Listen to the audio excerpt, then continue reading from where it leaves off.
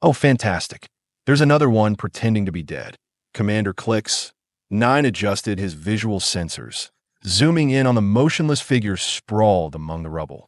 His 7 eyes blinked in sequence as his assistant Gorb-3 chittered nervously beside him. Are you sure, Commander? Gorb asked, extending a tentacle to steady himself on the unstable ground. They all looked properly deceased from this distance. Klix laughed, that harsh mechanical sound his species used when amused.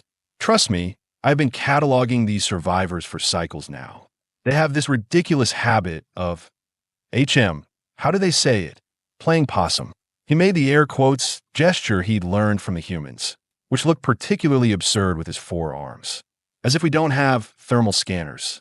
The Earth, what was left of it anyway, smoldered beneath them, vast swathes of territory still burning from the aftermath of the Great War. The sky hung thick with ash and chemicals, turning the eternal sunset into something that looked like it belonged in a fever dream. And through it all, these stubborn creatures persisted. They are fascinating, though, aren't they? Gorb mused, checking his datapad. According to our calculations, there should only be 73 remaining based on attrition rates. Yet here we are, looking at number 100. Klix wiped some debris from his sensor array.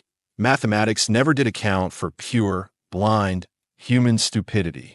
I have seen them eat poisonous mushrooms just because they needed a morale boost.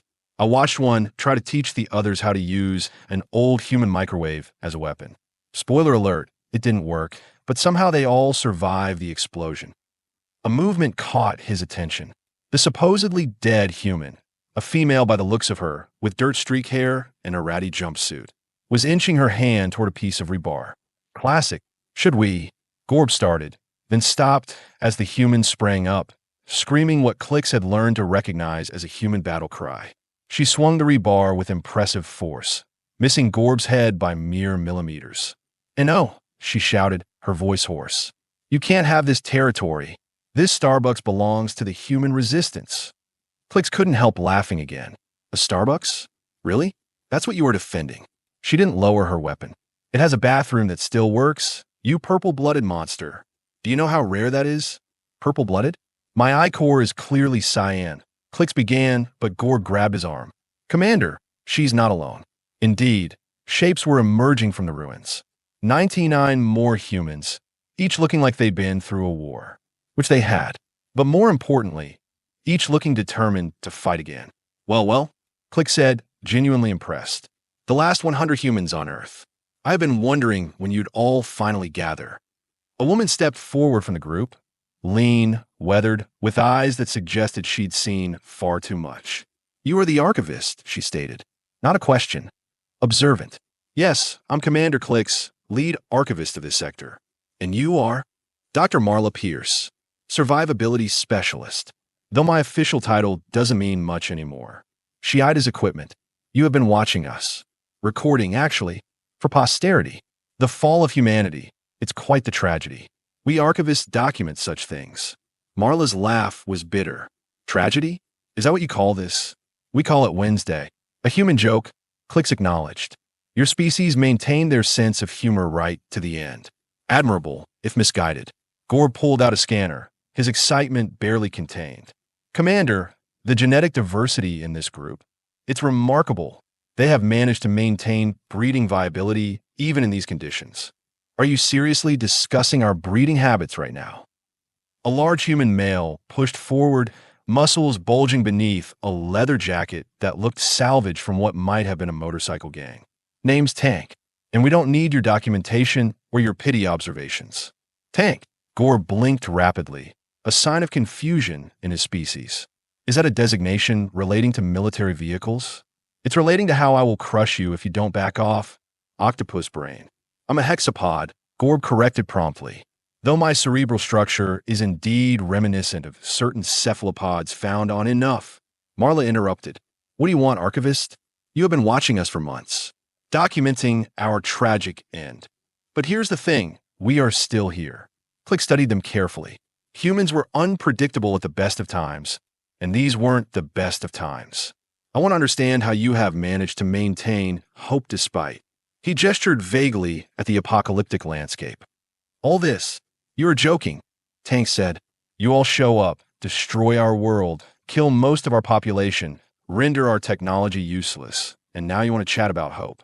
The war wasn't our doing, Klix replied carefully. We are merely observers. Your species initiated the conflict, that bull. The word exploded from multiple humans simultaneously. A woman with silver hair pushed forward. I'm Professor Kate Watson, formerly of MIT. I saw the initial attack patterns. Your ships had strategic positions before our governments even knew you existed. Klix shifted uncomfortably. Truth had a way of being inconvenient. Perhaps we can discuss this more comfortably? Inside your Starbucks. Over my dead body, growled Tank. Technically, Gorb interjected, over approximately 70,000 of your species' dead bodies, based on the locality's casualty estimates. GORB. Klix snapped. Sometimes his assistant had the diplomacy of a malfunctioning waste disposal unit. The tension was thick enough to cut with a plasma blade. These humans were survivors. They'd lost everything, yet refused to surrender. Klix had seen many species fall. He'd documented countless extinctions. But never had he witnessed such stubborn resistance to inevitable fate that a young girl, perhaps 12 standard years old, stepped forward. Her bright red hair was tied back in braids, her clothes a patchwork of different fabrics, clearly salvaged from various sources. Mr. Alien, she said politely, do you want to see my collection? The sudden shift in tone caught everyone off guard. Tank moved to stop her, but the girl, what a bizarre name for a human, Klix thought, ducked under his arm. I'm Ruby, she explained, pulling a weathered notebook from her backpack. I've been keeping track of everything that's changed since you came. Look, she opened the book to reveal detailed sketches of alien technology, battle formations, even portraits of various alien species. Klix bent down to examine the book more closely. The detail was astounding. This child had artistic talent that would impress many galactic civilizations. This is extraordinary. Ruby beamed. When everything's over, someone should know what happened, right? My mom said keeping records is important. She was a historian before. She trailed off, the reality of their situation creeping back in. Marla rested a hand on Ruby's shoulder. Your mother will be proud of you, sweetie. Is she? Klix began. Dead? Yeah. Ruby's voice was matter-of-fact, but Klix could detect the underlying tremor. Lots of people are dead, but we are not. And until we are, I'm keeping track. Gore was practically vibrating with excitement. Commander, this is unprecedented. A juvenile member maintaining historical records during existential crisis. This changes everything about our understanding of human psychological resilience. Tank crossed his arms. Great. The kid impresses them with her drawings. Now, maybe they will leave us alone to die in peace. Who said anything about dying? Another voice joined the conversation. An older man, heavy-set with a graying beard, wheeled himself forward in a makeshift wheelchair cobbled together from shopping cart parts and office chair components. Name's Chuck Bailey. I used to run the auto repair shop down on 5th. Been thinking. You two seem pretty interested in how we are surviving. Chuck, don't, Marla warned, but Chuck continued. Maybe instead of just watching us slowly die off, you could make yourselves useful. We have got injured people, sick people, and seriously, our medical supplies are down to rubbing alcohol and prayers. Klix felt something unexpected, genuine sympathy. You're asking for help? After everything? Chuck laughed, but it was tired. Kid, I'm 73 years old. Lived through my first war back in 42. I'm too tired to hate. Besides, your species didn't invent dying. We were doing that just fine before you came along. The directive is clear, Gorb reminded Klix. Non-interference with pre-extinction species. Screw your directive. Tank exploded. You have already interfered. You can't just sit there with your superior technology and watch us die. Actually, from an anthropological perspective, they can, Professor Watson interjected. It's similar to how we used to study isolated tribes without modernizing them. Though admittedly, we never watched them face extinction. Klix was caught in a dilemma. His mission was observation only. But these humans, they were unlike any dying species he'd encountered. They had art, hope, humor. They were arguing philosophy and ethics even as their world crumbled around them, that a commotion from behind the human group drew everyone's attention. Two people were dragging a third between them, clearly injured. Blood dripped from a gash on the wounded person's leg, leaving a trail on the broken pavement. Johnson caught his leg in the collapse. One of the carriers, a woman with short black hair, explained urgently. "It's bad. The injured man, Johnson, was trying to stay upright but failing. Just patch it up, Emily. We don't have time for this. I can help." The words slipped from Klix before he could stop them. Every human, I turned to him, a mixture of hope and suspicion. "Commander," Gorb's voice held warning. "Medical aid doesn't count as interference," Klix said, more to himself than anyone else. "We assist injured beings throughout the galaxy. It's protocol." "Since when?" Gorb muttered in their native language. "Since I say so," Klix responded in kind. He produced a small medical kit from his utility pouch, blue gel that could seal wounds, analgesic spray, and a regenerative patch that would speed healing. "May I?" he asked Johnson. The man nodded warily. "Do it." Klix worked efficiently, applying the gel first. The wound closed immediately. The bleeding stopped. He followed with the analgesic spray and then applied the patch. "You should rest for at least, what's your time unit? 6 hours?" "Yes, 6 hours. The regeneration will complete by then." Johnson stared at his leg in amazement. "It doesn't even hurt." "Of course not," Klix said matter-of-factly. "Pain serves no purpose once tissue repair has begun. It's inefficient." "Inefficient," Marla repeated slowly. "You have wiped out our civilization because you thought we were inefficient." "No, we didn't," Klix started, then stopped. This wasn't the time for that debate. The war is over. What remains is what I'm here to document. "Well, document this." Marla gestured to the assembled humans. "We're not done yet. You can watch all you want, archivist. But we are still fighting." "Fighting for what?" Klix asked genuinely. "Your technology is destroyed. Your infrastructure is gone. What could you possibly—" "For each other," Ruby interrupted. "We fight for each other. That's what humans do." Klix looked at his scanner readings. 100 humans. The last of their species on a dying planet. Logic suggested they would be extinct within 6 months, maybe less. But as he watched them rally around their injured comrade, joke about defending a coffee shop, and maintain detailed records of their own demise, he wondered if his calculations might need adjustment. "Very well," he said finally. "I will continue my observations." "But—" he hesitated. "But what?" Tank demanded. "But perhaps medical assistance isn't strictly interference. Perhaps it's ethical observation.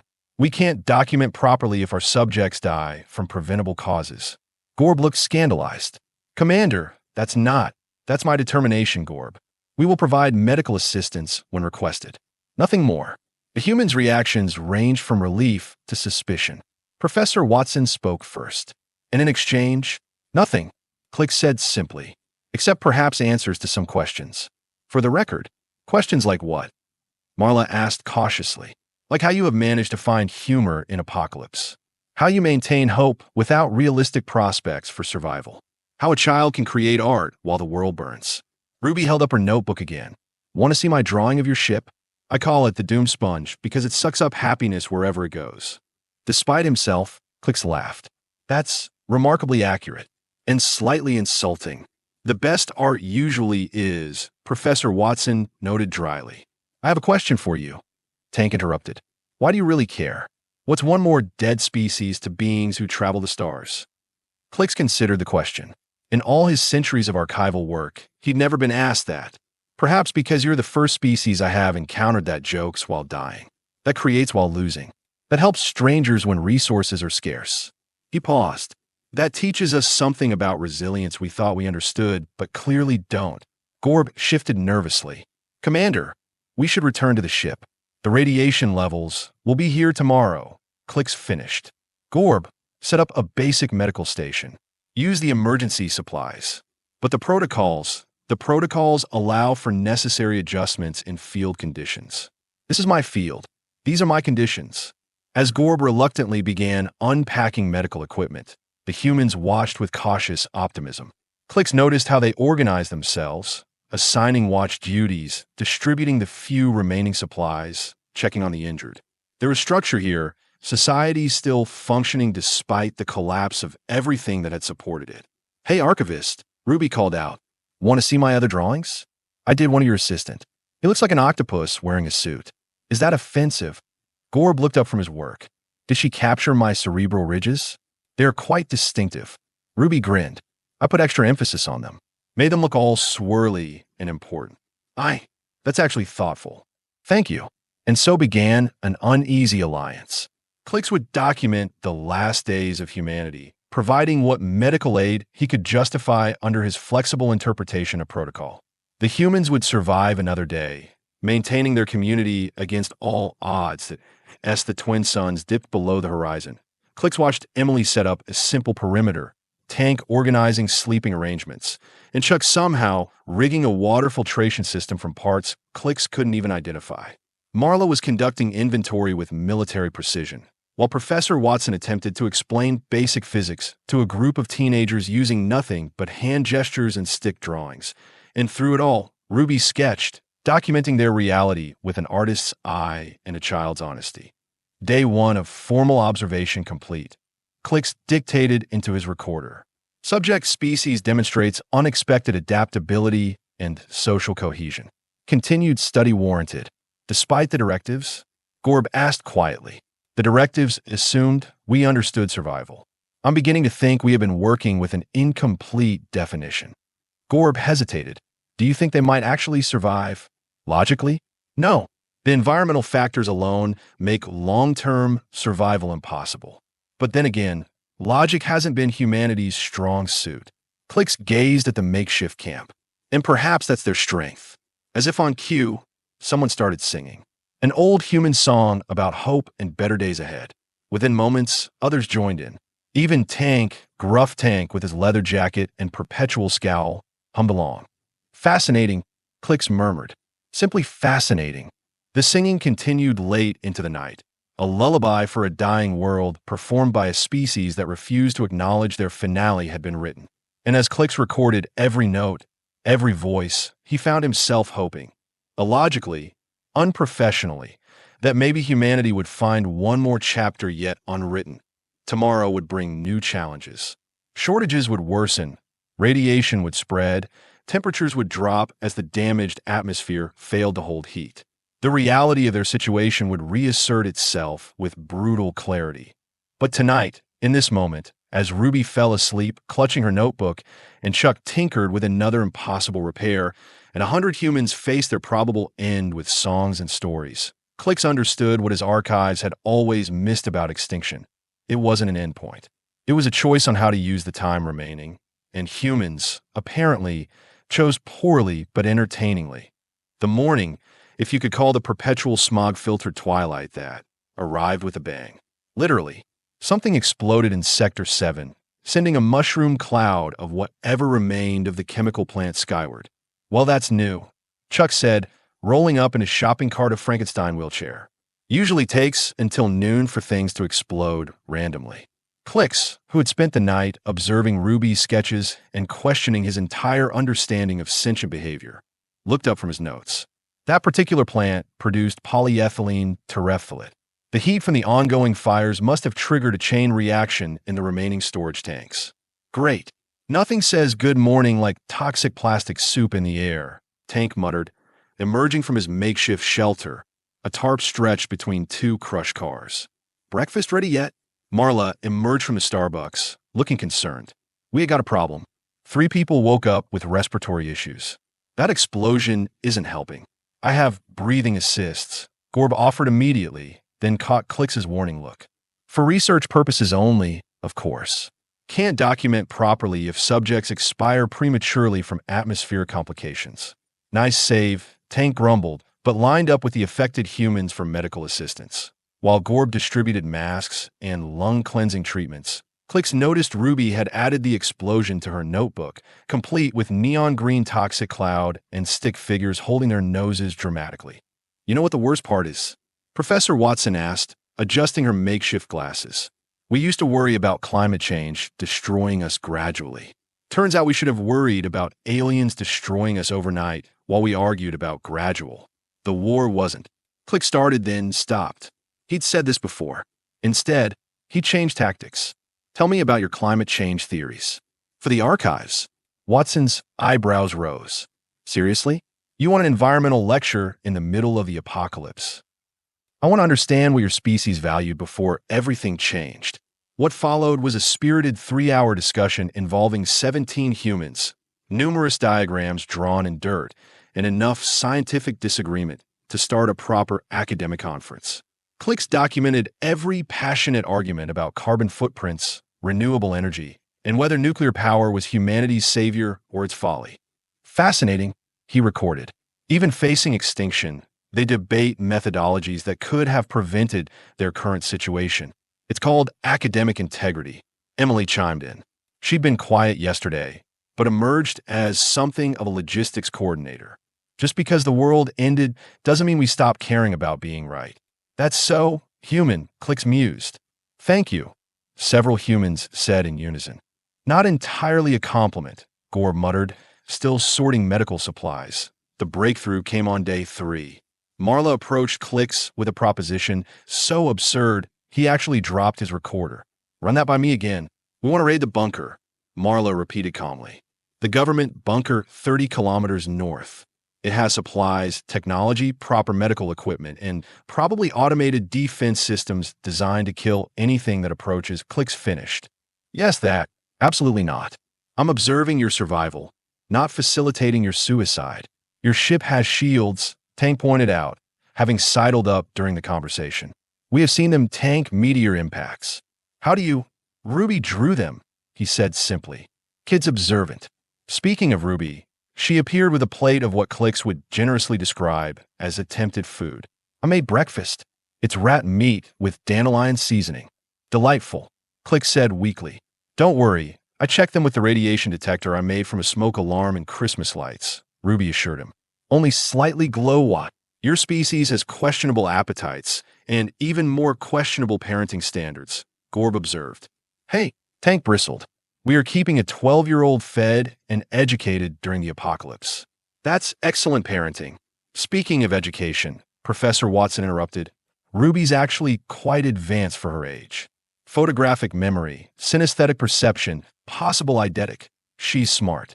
We know. Marla cut in gently. Focus, people. The bunker. Klix found himself in a position he'd never anticipated, actually considering helping a dying species extend their survival. Even if I agreed, which I haven't, how would you propose we approach without triggering every defense protocol? The sensors are designed to detect human life signs and weapons, Watson explained, but they're calibrated for normal conditions.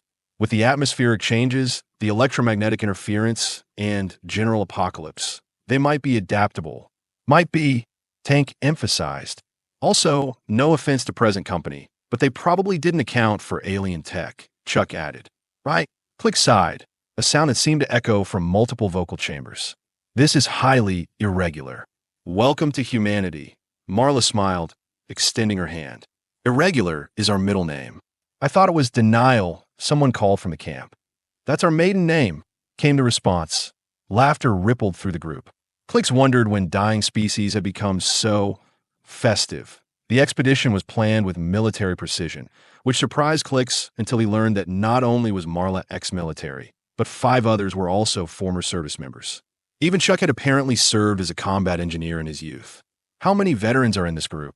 Klix asked, genuinely curious. 14 total, Emily replied. Military, medical, emergency services, we sort of found each other. Organized groups survive better, Professor Watson explained. Pure statistics, though better, is relative when referring to surviving the apocalypse. They departed at dawn. Klix, despite his better judgment, had agreed to provide shield coverage for the human team. Gorb remained behind to monitor the camp and continue medical treatments. The journey to the bunker revealed more of humanity's stubborn survival tactics. They avoided the main roads, now rivers of toxic sludge, instead traversing through what Marla called alternative infrastructure. During the Cold War, citizens dug private fallout shelters, Chuck explained as they climbed through someone's reinforced basement. Most forgotten, but we mapped them all. You mapped every forgotten bunker. Someone had to, Tank shrugged. Turns out Julie, she didn't make it, used to work in city planning, had access to all the buried infrastructure maps. And you memorized these? We memorized everything, Marla said simply. When the power grid failed, so did all digital storage. What's in our heads is all that's left. Klix recorder was working overtime. The psychological resilience displayed was unprecedented. Even the strongest species typically descended into chaos within months of societal collapse. Yet these humans had created functional systems, maintained social structure, and retained remarkable amounts of knowledge. They emerged from the underground passages 3 kilometers from the bunker. The facility sprawled before them, a massive concrete block that looked more like a corporate headquarters than a military bunker. Classic misdirection, Emily noted. They built it to look like an office park. Who'd bomb corporate headquarters during nuclear war? Everyone, Tanks suggested dryly. Fair point. The defense systems activated the moment they approached. Klix's shield flared to life, creating a shimmering barrier around the humans. Automatic turrets swiveled, but their targeting systems, as Watson had predicted, couldn't lock on. Energy weapons, Chuck observed as bright pulses hit the shield. Should have built kinetic backups. Rookie mistake. You are critiquing the engineering during an active attack. Klix marveled. Professional habit. Those turrets are using -7 Malawian kwacha's servo systems. I sold the motors for those. They have a tendency to overheat after 60 seconds of continuous fire. Sure enough, one turret began smoking after a minute. 63 seconds, Chuck corrected. Humidity's affecting the bearings. The door proved trickier. Old-fashioned biometric lock with DNA scanning. Marla produced a small vial of blood. Is that General Mason? He didn't make it, but his blood did, she said matter-of-factly. He gave it to us. Said if anyone survived, they'd need this. Even Klix was impressed by the foresight. The door hissed open, revealing a pristine interior that stood in stark contrast to the devastation outside. What they found inside exceeded all expectations. Medical supplies, advanced diagnostic equipment, redundant power systems, and even a small hydroponic garden automated to provide food. It's like Christmas, Ruby breathed, immediately attracted to the still-functioning computers. It's like a tomb, Tank corrected, noting the desiccated bodies of bunker personnel who'd apparently chosen ending their lives over waiting for rescue. While the humans systematically inventoried supplies, Klix noticed something odd about the facility's design. This isn't just a survival bunker. Look at these facilities. This was a research center. Professor Watson was already at a terminal, accessing files with trembling hands. Project Lazarus. They were developing, oh my God. What? Several people asked simultaneously. A cure for radiation poisoning. Not just treatment, complete cellular repair. They were so close the room fell silent. Define close, Marla asked carefully. Would have human trials if. Watson trailed off. If the world hadn't ended, Klix finished. But the research is all here. Watson gestured to the servers. Complete with notes, failed experiments, theoretical frameworks. Everything. Something clicked in Klix's mind. Gorb. Contact Gorb immediately. Commander, Tank asked warily. Your assistant might be able to complete their work, Klix explained rapidly. He studied cellular regeneration across dozens of species. If he could adapt their research. He paused, realizing what he was suggesting. You'd help us, Marla asked, voice barely audible. I'd be facilitating completion of pre-existing human research, Klix clarified. That's allowed under observation protocols. Bullshit, Tank said cheerfully. You are actually helping. Admit it. I'm conducting enhanced research facilitation to properly document. Ruby wrapped her arms around his midsection. Thank you. The word, simple, heartfelt, short-circuited Klix's carefully constructed justifications. He looked down at the child who documented apocalypse with the clear eyes of youth and felt something embarrassingly close to emotion. The next several hours became a flurry of activity. Professor Watson and 2 other scientists worked with Gorb via remote connection, transmitting all the Lazarus data. The radiation cure alone could save millions, though defining save in their current context remained nebulous. Meanwhile, practical supplies were loaded. Medical equipment, food stores, water purification systems, even entertainment. Ruby had discovered an archive of human media. We are not taking it all, Marla decreed. This place could serve as a secondary location, a backup for our species. You think in terms of species survival, Klix noted. Even now, what else is there? She replied to a question that would haunt Klix's archives for cycles to come. They returned as heroes. The medical equipment alone would triple their survival capacity. But more importantly, they returned with hope, that dangerous human emotion that seemed to bloom in the worst conditions. The radiation cure would take weeks to complete, but having a direction gave purpose. Each person found renewed determination in defined roles. Ruby's artwork evolved into technical diagrams. Tank, surprisingly, had a background in biochemistry and threw himself into helping Watson. Klix continued his observations but found himself less detached. He learned that Emily's calm demeanor hid anxiety attacks triggered by loud noises. That Chuck's wheelchair was precautionary. His legs worked fine, but nerve damage meant he couldn't trust them during critical moments. That Tank's leather jacket belonged to his daughter, who died protecting others during the initial invasion. You see more than you record, Gorb observed one evening. Perhaps I record by seeing, Klix countered. They had settled into routines that defied extinction. Morning exercises led by Emily. Ruby's art classes. Chuck's engineering workshops, where they built increasingly absurd contraptions to solve basic problems. Tank's cooking with radiation sessions, which Klix firmly refused to participate in. Day 47 of observation, Klix dictated. Subject species continues to establish normalized social patterns despite environmental hostility. Psychological resilience exceeds all documented precedents. That night, Earth received its first rainfall in months.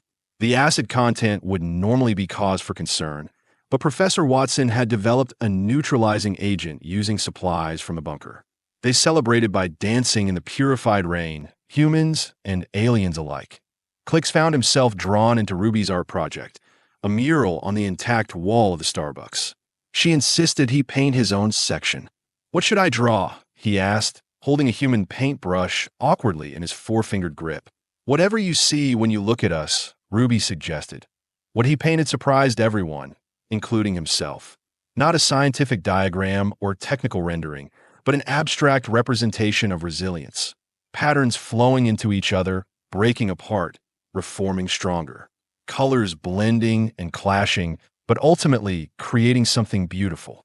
"You might actually have artistic capability," Professor Watson assessed.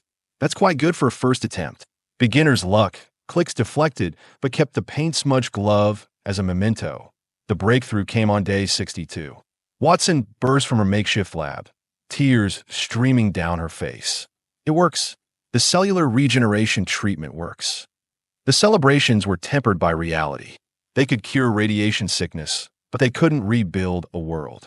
"What now?" Tank asked during their evening gathering. "We survive," Marla answered firmly. "We recover. We rebuild." "With 100 people," someone challenged. "With 97, Marla corrected. They'd lost 3 despite the medical advances. "But we have knowledge, tools, and apparently slightly helpful aliens. We are neutral observers," Klix protested weakly, "who supply medicine, provide shields, solve alien science problems, and finger paint with our kids," Emily listed. "Sure, neutral." Speaking of which, Ruby interjected, "I finished something for you, Commander Klix." She handed him a bound notebook, every page filled with her observations about him, about Gorb, about how aliens weren't so different when you really looked. The final page showed humans and aliens standing together, not in opposition, but in collaboration. "For your archives," she said simply. Something fundamental shifted in Klix's understanding. Archives weren't just records of what was, they were living documents of what could be. "Gorb," he said carefully, making a decision that would affect more than just these humans. "Update our protocols. Classification of Earth species adjusted from pending extinction to rehabilitation candidate." "Commander." Gorb's shock was audible. "Full disclosure of Earth survival to the Galactic Council. Request immediate reintegration support. The war is officially over." Cheers erupted. Tank picked up Ruby and spun her around. Marla smiled properly for the first time in weeks. Even Gorb chittered happily, academic propriety forgotten. "Why?" Marla asked later, as they watched twin stars set over their rebuilt world. "Because Ruby sees us as beings who can change," Klix answered. And perhaps she's right. Perhaps observation without compassion isn't truly seeing at all. Professor Watson joined them. The Council will have questions. They always do. But we have answers. And evidence. He gestured to the community they built. Evidence of what? Tank asked. That extinction isn't inevitable until it happens. That species can be catalysts for change rather than subjects of documentation. That sometimes the best archives are written through action. Ruby appeared with new sketches. Look, I designed our flag. It showed a phoenix rising, not from ashes but from stars. Human and alien designs interwoven into something entirely new. The last 100 humans wouldn't be the last humans after all. They'd be the first of something unprecedented. A species reborn through unlikely alliance that Klix's final entry in his observation log read simply. End of documentation phase. Beginning friendship protocol. Archives closed, future open. And in the margins, drawn in Ruby's distinctive style, was a small addition. Thank you for seeing us. Above them, ships descended from orbit. Not warships this time, but aid vessels. The Galactic Council had responded, but that's another story entirely.